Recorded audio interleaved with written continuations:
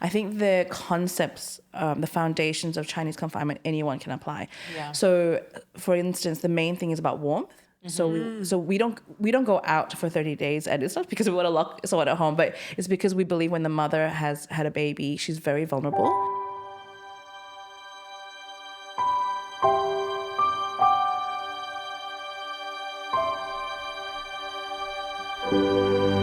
Hello everyone, welcome back to No Place Like Home. I'm Jess and I'm here with Larissa. Hello. And U-Fhern, the founder of Ilan House of Wellness. Hi, thank you for having me. Thank you for joining us. So I wanted to chat with you first and foremost, U-Fhern. How many children do you have? I have 4 kids. So I have Juliet, who's almost 7, Kira, who's 5, Leighton, who's 3, and Maxwell, who's 9 months. Wow. So you've had 4 kids in the space of time that I've had 2.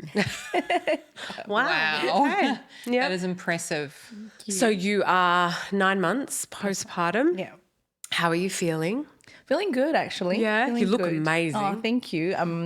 Yeah, I do feel pretty good. It is pretty manic, but I'm really enjoying it. Yeah.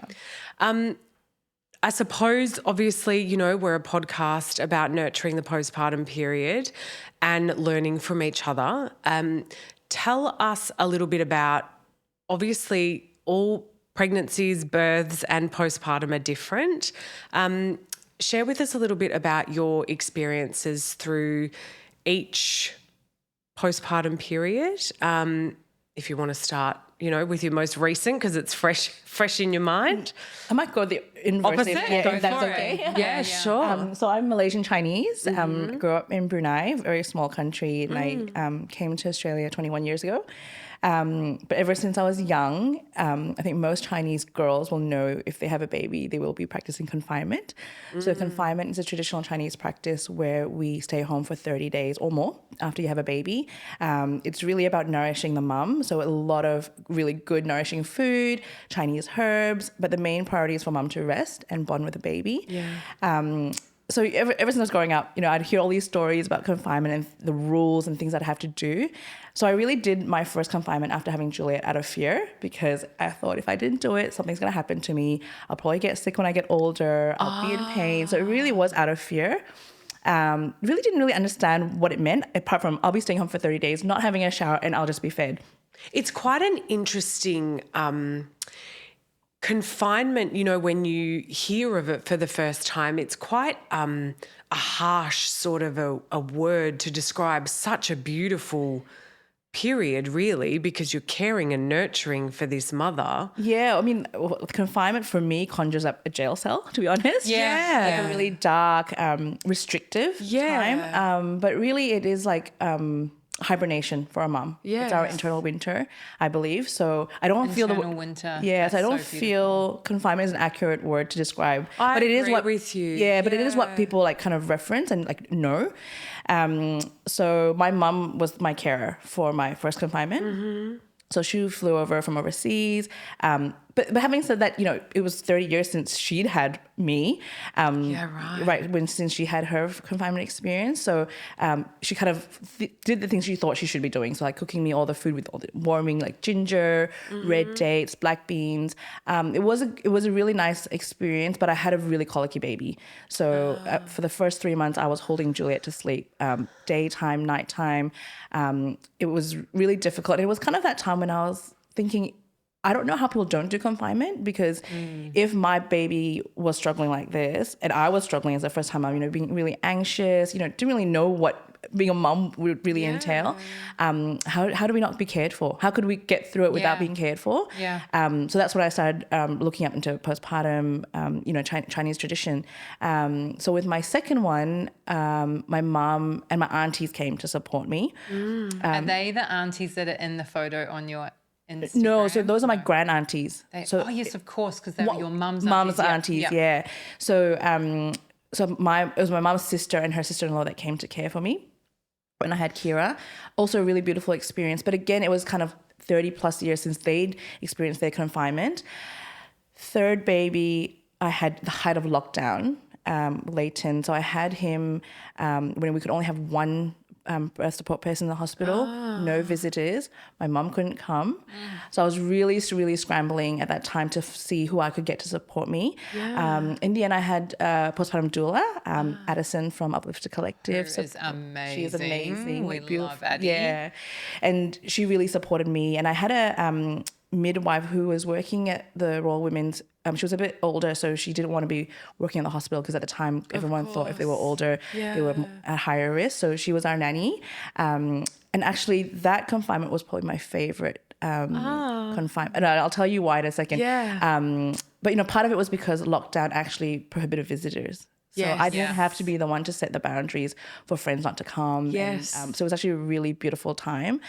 Fourth one, I finally had the confinement nanny that I had always dreamt of, but it wasn't the experience I imagined. And I think I put it down to the fact she was an amazing cook. She did all the beautiful like traditional Chinese meals and all the soups and all the herbs, which really did support me. So I won't deny that. But the biggest thing was we didn't gel.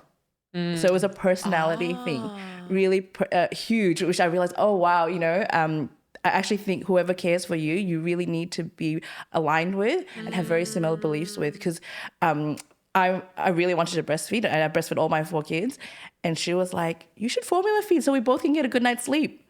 And I was like, what?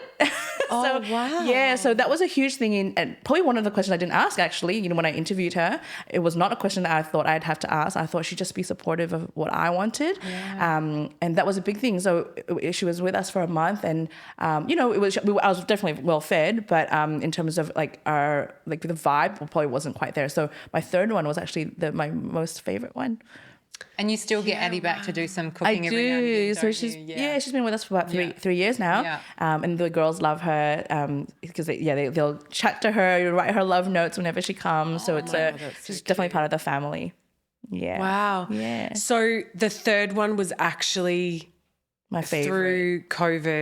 Through COVID. And my third one, actually, I had a postpartum hemorrhage. I lost over 2 liters of blood. So before I got discharged, I had to have a blood and iron transfusion. And because it was COVID, no one was really donating. So there were only 2 bags of my blood type at the hospital. They really wanted me to take the second bag. And I was like, I think just leave it, just in case someone, comes in an emergency. And so I said, just leave it. I'll go home, do my confinement, and let's check my bloods again at the end of the 30 days.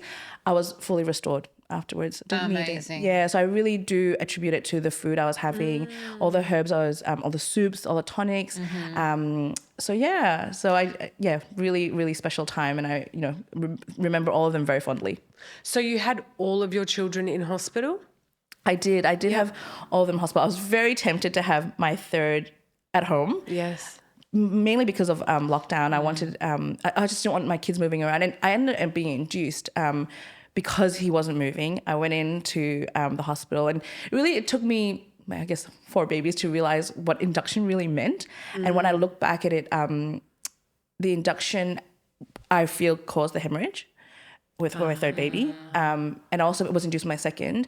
And both of my breastfeeding journeys with the 2 babies who were induced were much shorter and much more difficult.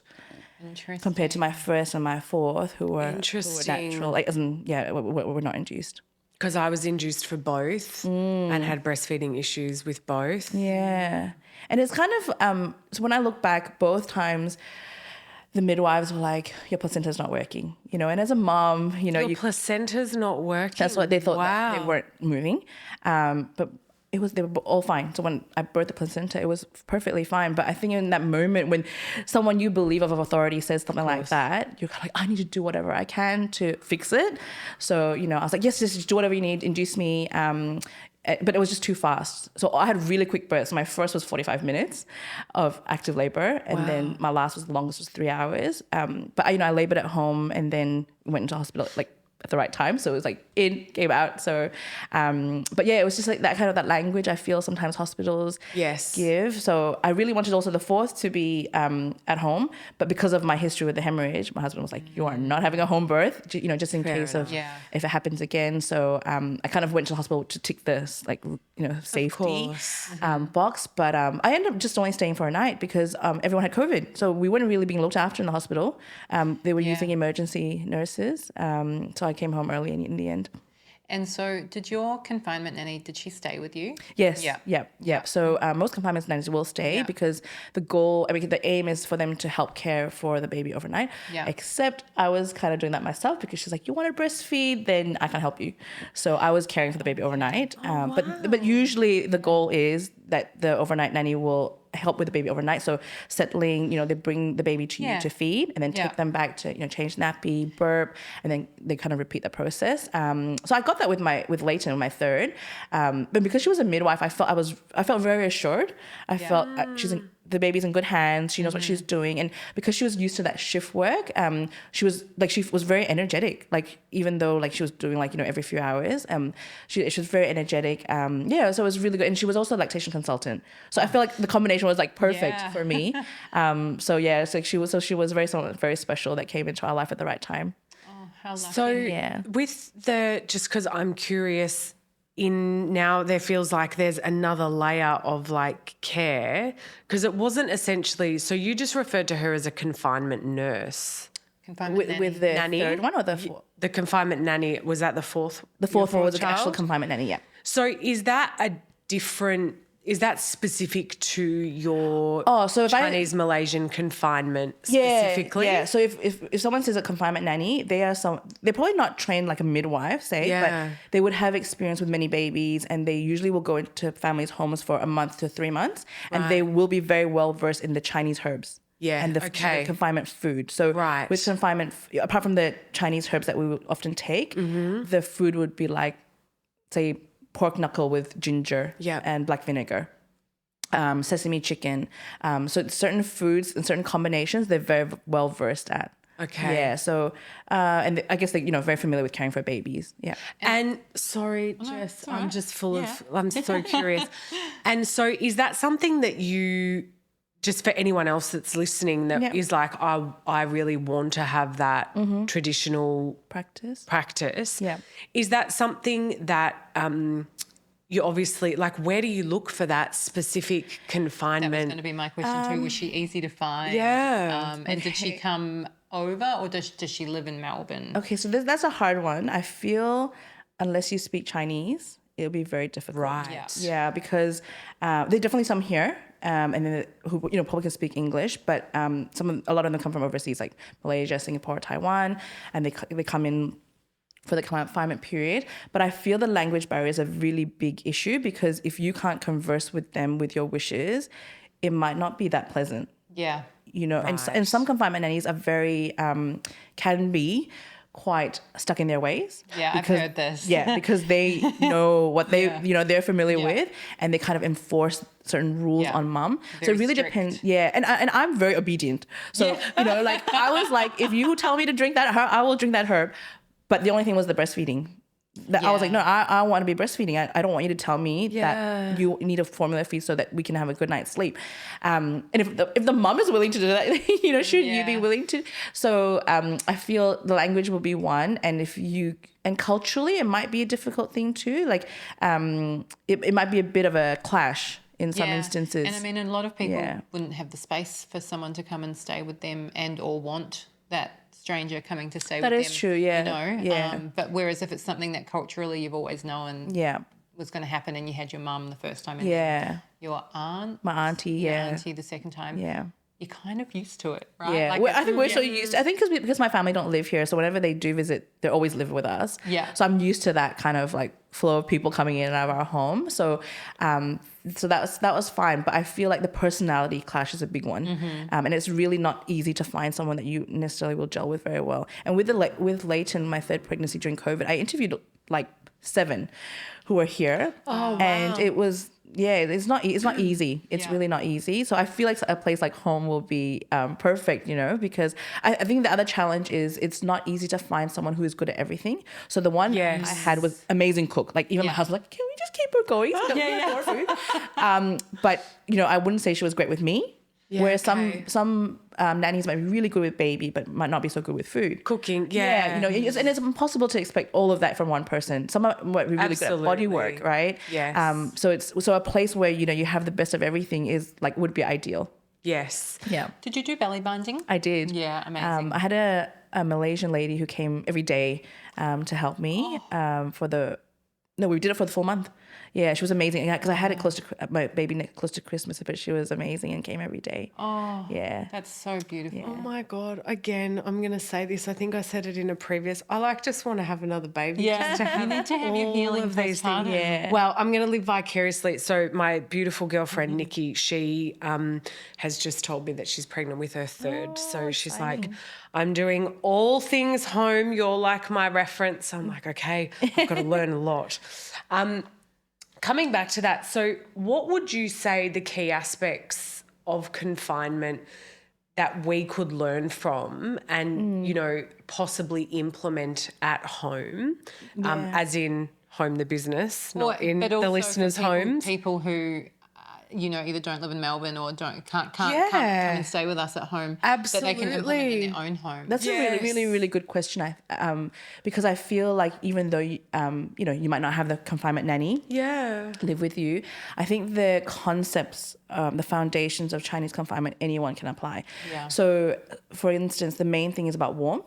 So we don't go out for 30 days, and it's not because we want to lock someone at home, but it's because we believe when the mother has had a baby, she's very vulnerable to the elements. So if you walk out and it's windy or it's cold, you can get sick. So because I left hospital early with Maxwell, it was summer, height of summer. I had to go back to the hospital to get him checked the next day. So I was already very careful. I was in a puffer jacket, scarf, and a beanie, covered everything. Wow. And all I had to do was walk from the car, the entrance to the main door of the hospital. The wind just blew, just in that moment. And I had a migraine for 3 days. So that's how vulnerable the body is once you had a baby. And I know a lot of people don't believe it. They think, oh, we can just walk out, it's fine. But it's because we're in such a weakened state. You don't want to be open to that kind of situation. So staying warm is really important. And that's why we stay home. So you're not exposed to the wind, the rain, snow. The other one is, they say, I'm sure you have no showering. So that's a really a big myth, right? Because I think if you think about hundreds of years ago in China, there's probably That's what we were saying. Talking about there's no hot water system. There was no hot water, there was no insulation, hair no dryers. So definitely now we don't say don't shower. We say you can have a shower, or you shower with herbs. So we boil the water with ginger or didn't you mugwort. say you have baths with ginger? Your mum put ginger and everything in your bath? And we want to boil the water, so not fresh from the tap. Okay. So you boil the water with ginger. Mugwort's a really good one because that's also very warming. And then you either sponge bath or you use that to wash. And if you can wash your hair, but you just want to dry it straight away. So, and some people rub alcohol on their pores before they shower so that they it's closed. So when you come out, you're not exposed. Yeah, so there's definitely techniques, there's all these myths, but, we did a series on our stories where we debunk some of these myths. I'm loving that series that you're doing on your Instagram. Yeah, good. I just love it. It's so beautiful. So those are things that, anyone can do from home. And the other one would be eating warm foods. So very easily digestible foods, soft, a lot of soups, a lot of tonics, nothing that's hard to digest. So some people say, oh, does that mean you can't eat fruits and veg? No, that's not true at all. We just don't eat fruits that's right from the fridge. Right? Yes. Yeah, and you're not going to have a garden salad the day after you give birth. You're going to have congee. Not a green smoothie, So it's just little things like that. There's definitely ways to adapt it, adding red dates, adding ginger to everything. So I didn't drink water for 2 months, only red dates tea. And I actually really feel that changed like my skin. And aside from the warming, well, is the red date tea just a whole warming? Yeah, because the red dates properties, are warming. Right. And then we also add ginger to that when we boil it. Yeah. So that's also warming as well. So everything we cook, like black sesame oil, very warming. Yeah. So we use it a lot in a lot of the food. Ginger, it's just different spices. All those things add to the warming element of the food, but also like physically, like actually hot food. Rather than like cold food. Than cold food. It's so tricky, isn't it? Because, especially people giving birth in the height of summer in Australia. Like a doula will go into their home and they're half naked as they should be if they want to be, especially when they're breastfeeding. But no socks and they want to eat salads and smoothies. Yes. And it's tricky because you sort of have to come back to that. Okay, well, what's going to bring peace and joy? What's going to make you happy? Yes. But also what's going to best support you? Yeah. And finding that balance. But I feel like maybe if women were more educated before the birth, right? Yes. So maybe it's not going to be cold, but maybe room temperature is kind of like palpable, you know? Yes. Because I feel like the no socks thing. So I was height of summer, but I would use bamboo socks. So the main thing is just to cover the ankles. That's the main point, because that's your meridian point that you want to be careful of. So there's definitely ways around it. You know, you can still be dressed maybe linen, just different ways. And I do understand it is difficult in summer, but it's just not to get in the direct way of the wind. That's the main thing. Because I read the first 40 days after, well, it didn't exist when I had Louis, but before I had Jude, I read it and I was like, right, that's it. I'm going to practice traditional confinement. Yeah. And I think it was like 4 days in and I was like, really just want to go and buy a new plant for the house. And so we went on this little trip and I felt so guilty for leaving. And then 2 weeks later, we went down to the coast and stayed with my husband's parents for a couple of nights. And it seemed like a good idea at the time. In hindsight, it was a terrible idea because my husband was sick. Oh, no. But, even with we need the education. I wholeheartedly agree. But then even with all the education and knowledge that I took on, I still found it really hard to put into practice because culturally we're not there. Yeah. Yeah. That's a really good point. Like, how do we, to go back to that education piece, because I mean, I look at my own experience and I was very, like, I think I said, I didn't even know what postpartum was because I was so focused on the pregnancy and then the birth. Yeah. What do you think, U-Fhern, are those really important things that we can do that education at the front end? So how do we flip almost, because this is what we're trying to do, right? Yeah. This is what Home's trying to achieve, and I suppose this podcast as well is, how do we flip that narrative of your postpartum period is actually a really, really important time? Yeah. What, in your opinion, are those sort of really fundamental pieces that women could take away? I think it's a few things. So over the weekend, we did our first exhibition at One Fine Baby. How was it? It was great in terms of I was very happy with my team. Our stall is beautiful. But when I reflected on the event, I realized people don't even think about postpartum. No, they don't. And this is, yes, exactly. Everyone is there for the pram, for the baby carrier, for the deals on baby clothes. No one cares. And also those expos are so overwhelming. Yes. Imagine going in there and, everyone wants to talk to you. Everyone wants a piece of you. You're pregnant, you're hot, you're overwhelmed. Yeah. And then someone's like, oh, you also need to think about postpartum. People are just like, no.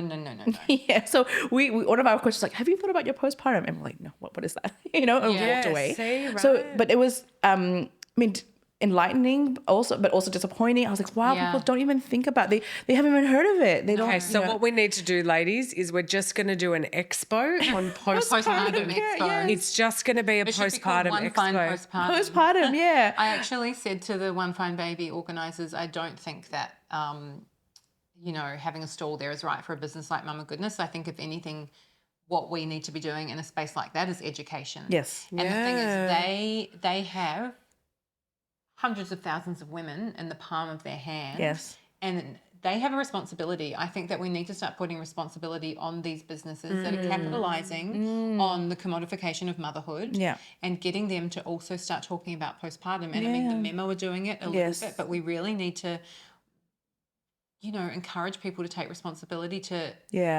help pregnant people have a good postpartum as well. Yeah, because when I think back about the customers we, really engage with and, even sell to, we're second-time mums. Yeah. Interesting. Did you get a chance to look at any of the food stalls for, the confinement meals? Yes. Because they always have long lines. Long lines, yeah. But I feel like it's people that go there knowing. They're there for that. Yeah. It's not someone that's gone, oh.